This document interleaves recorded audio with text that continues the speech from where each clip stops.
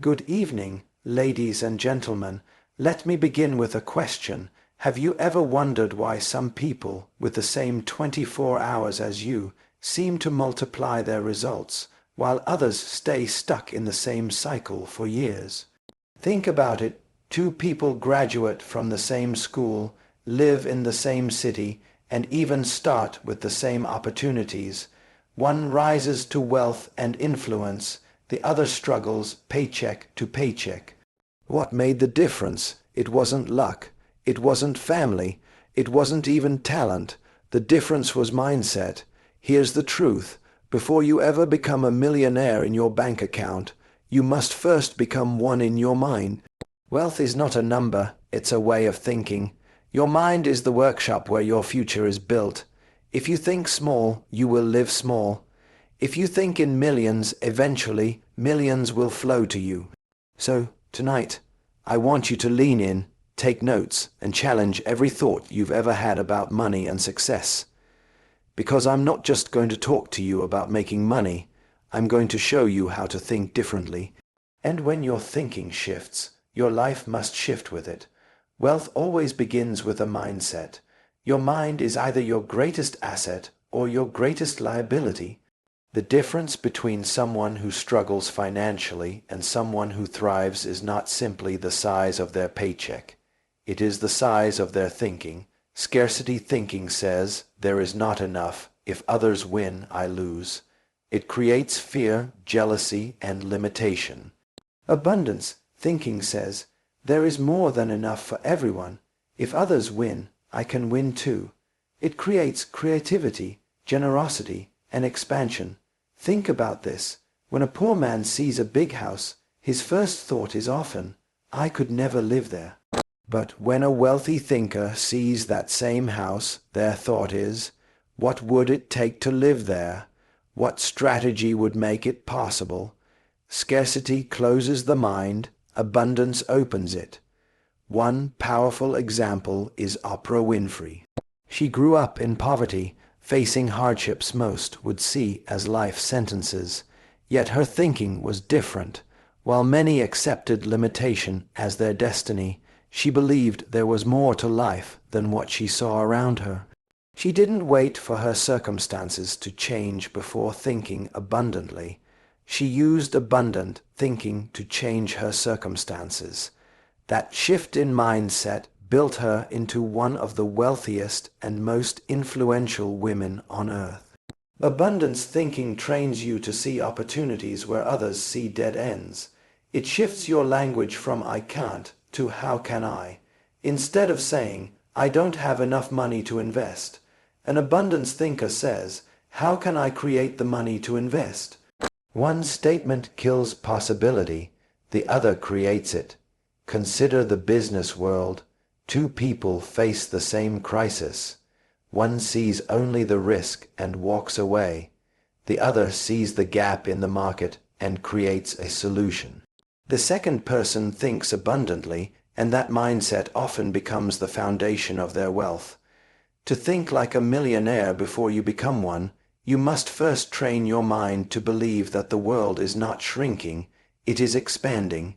There is no shortage of opportunities, only a shortage of people who can see them.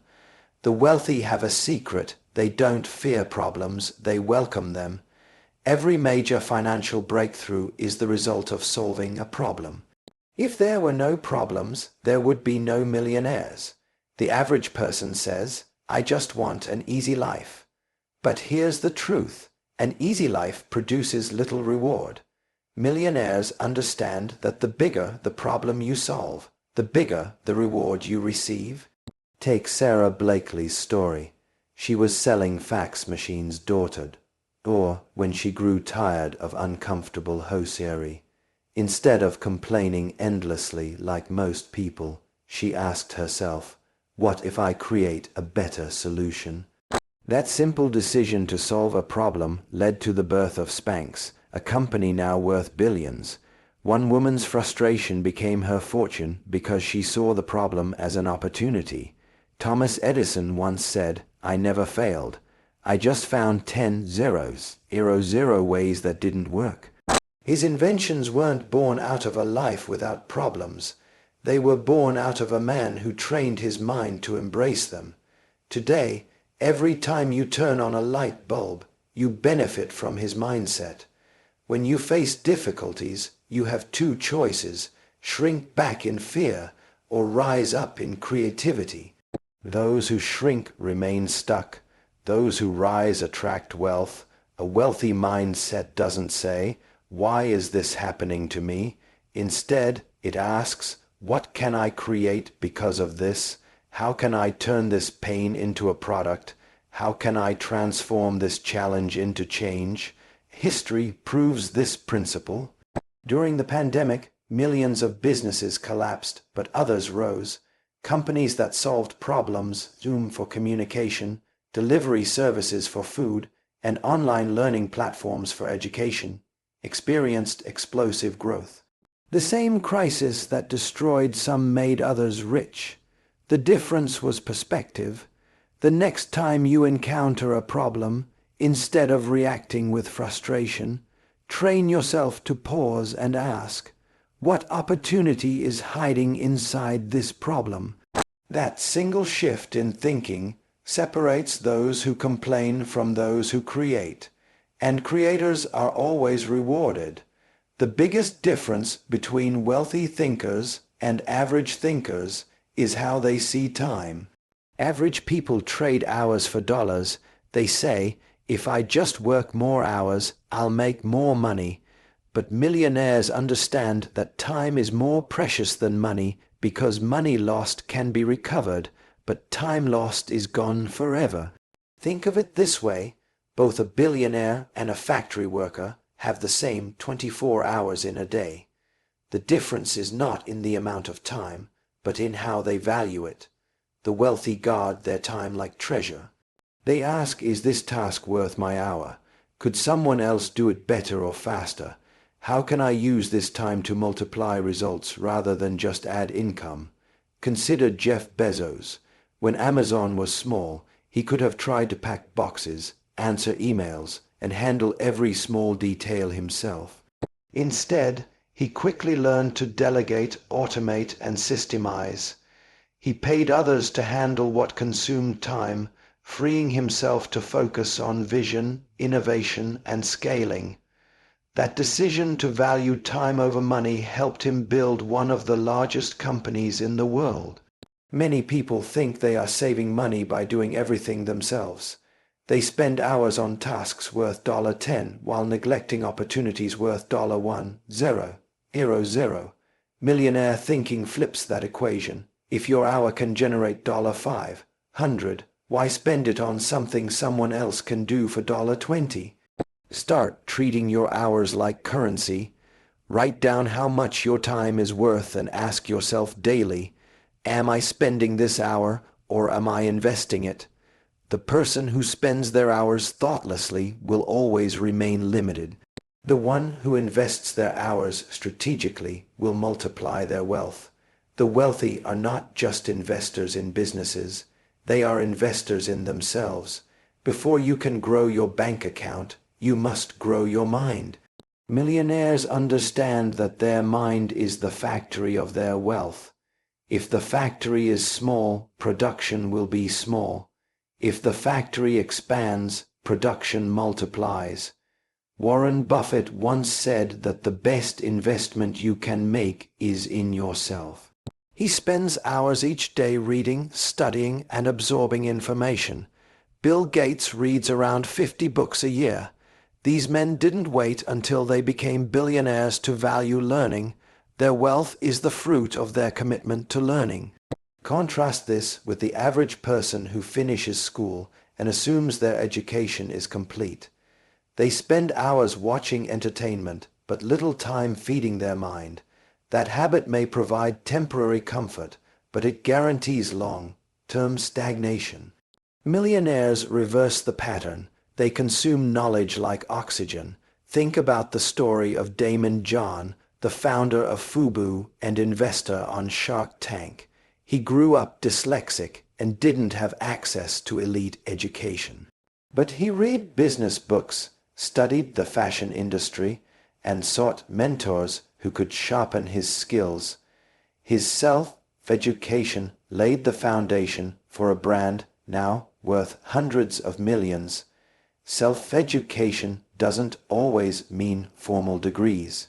It means exposing your mind to new ideas, strategies, and wisdom. It means surrounding yourself with mentors, reading books that stretch your thinking, listening to podcasts that challenge your assumptions, and attending seminars that spark creativity. The wealthy understand that what you know determines what you can do, and what you can do determines what you can earn. If you want to think like a millionaire, commit yourself to being a lifelong learner. Every new skill, every piece of wisdom, and every hour spent in growth is a deposit into your future wealth account. This expansion keeps both points sharp, relatable, and backed with real-world examples, totaling 500 words. Wealth does not travel alone. It flows through people. Every opportunity, every investment, every door that opens comes through relationships. The average person looks for contacts to use, but millionaires build networks to nurture. They understand that the value of a person is not in what they can take from them, but in what they can build together. Think of your relationships as bridges. A single strong bridge can connect you to new resources, new ideas, and new levels of opportunity. But if you isolate yourself, you cut off the flow of wealth.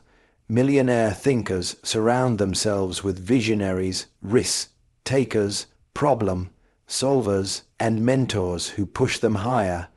Consider the story of Mark Zuckerberg.